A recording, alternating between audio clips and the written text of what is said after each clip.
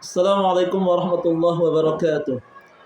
الحمد لله الذي جعل رمضان صياما لعباده المؤمنين ومكفرا لعباده المستغفرين ومكرما لعباده المتقين، والصلاة والسلام على سيد المرسلين وعلى آله وصحبه أجمعين. اللهم صل على سيدنا محمد وعلى آل سيدنا محمد. أما بعد، مشاهدين ومشاهدات رحمكم الله.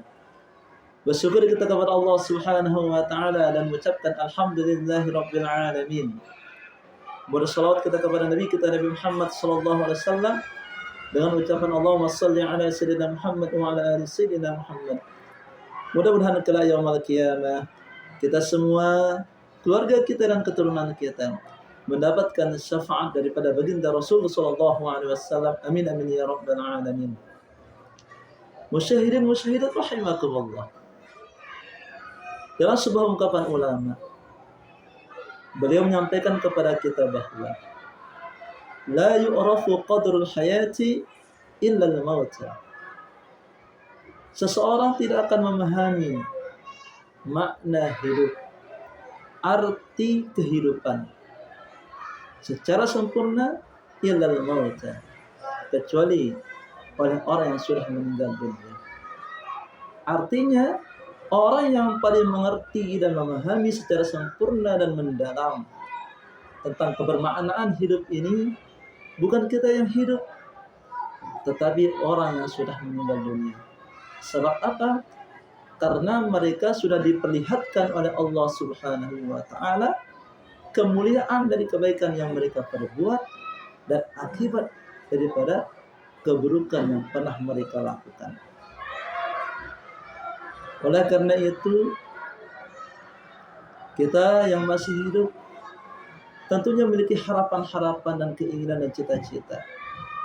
Bagaimana di akhir hidup kita agar kita menjadi husnul khatimah, agar kita meraih akhir yang baik di saat kita meninggal dunia. Di dalam Al-Quran, tepatnya dalam surah Al-A'la ayat 14 sampai 15, Allah mengajarkan kepada kita langkah-langkah, metode ataupun cara agar kita meraih kemenangan, memperoleh keberuntungan, mendapatkan kebahagiaan di dunia bahkan di akhirat, ditunjukkan dengan 3 langkah. Allah Subhanahu wa taala berfirman, "Qad aflaha man tazakka wa dzakara isma rabbih fasalla." Sungguh beruntung, sungguh akan meraih kebahagiaan dan kemenangan. Siapa mereka? Yang pertama dalam konteks ayat ini, man tazakka, orang yang berikhtiar, orang yang berusaha, orang yang berupaya membersihkan dirinya dari hal-hal yang tidak baik, membersihkan ucapannya dari berkata yang kotor, membersihkan pikirannya dari pikiran-pikiran yang tidak berguna, berusaha untuk menjaga dan membersihkan pendengarannya dari mendengar hal-hal yang hina, dan berusaha dan berupaya untuk membersihkan perbuatannya dari perbuatan-perbuatan yang tidak diridhai oleh Allah Subhanahu wa taala. Maka tatkala ada upaya dan ikhtiar kita untuk membersihkan semua hal tersebut, fa insyaallah kita termasuk orang yang aflah, orang yang akan meraih kemenangan di sisi Allah Subhanahu wa taala. Baginda Rasul sallallahu alaihi wasallam mengatakan dalam sebuah hadisnya, sesungguhnya Allah tidak akan melihat bentuk rupa dan wajah kita, akan tetapi Allah akan melihat kebersihan hati dan amalan kita. Musyahidin musyahidat rahimakumullah. Dalam konteks ayat ini yang kedua, orang yang akan memperoleh kemenangan yaitu wa dzakara isma rabbih, orang yang senantiasa dalam hidupnya berzikir dan ingat kepada Allah Subhanahu wa taala. Ketika bekerja pun dan ingat Allah Subhanahu wa taala.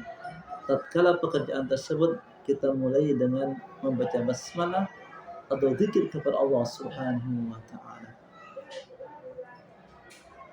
Udhkuruni adzkurkum washkuruli wala takfurun.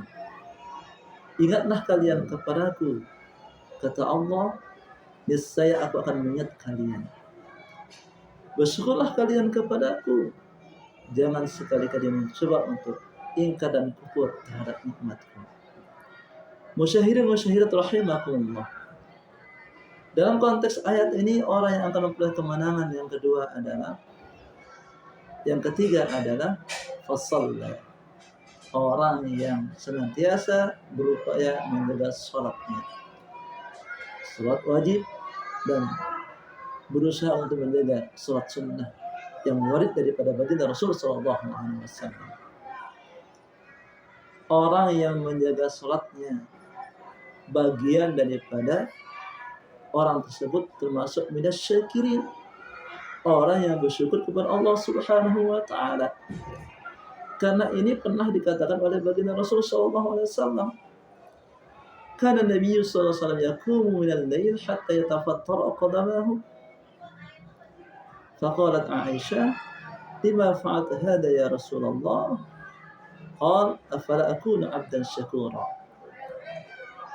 Suatu malam Rasulullah SAW bangun untuk melaksanakan sholat sunnah hatta yatafattara qadamahu, sehingga dua telapak kaki beliau menjadi bengkak. Melihat keadaan Rasulullah seperti itu, Siti Aisyah berkomentar, ya Rasulullah, lima fa'alta hadha, kenapa Anda melakukan hal ini? Maka Rasul menjawab, afala akuna 'abdan syakura, apakah aku ini tidak pantas untuk menjadi hamba yang bersyukur di hadapan Allah? Maknanya, orang yang menjaga sholat adalah bagian daripada cara untuk bersyukur kepada Allah Subhanahu wa taala. Dan yang kedua, melaksanakan sholat adalah bagian daripada harapan keinginan orang yang sudah meninggal dunia. Marra Rasulullah SAW biqabri. Rasulullah melewati sebuah kuburan. Lalu beliau bertanya kepada sahabat, man sahibi hadzal qabr, siapa pemilik kubur ini? Maka para sahabat menjawab, fulan bin fulan. Pada saat itu Rasulullah bersabda, raq'atani khafifatani ahabba ilaihi min baqiyati dunyakum. Dua rakaat salat sunnah yang sangat ringan, tidak panjang, bahkan pendek sekali.